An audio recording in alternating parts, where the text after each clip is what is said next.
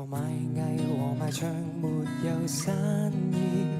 也許金曲後面有位金主，我也想試一次，就怕有些本末倒置，成名然後也不滿意。如身邊只有空氣，就對空氣高歌，只得幾個觀眾，什麼觀眾笨到盲目看我，沒理由，難怪比我傻，人亦喜歡錯，面帶微笑，我沒有全誠意。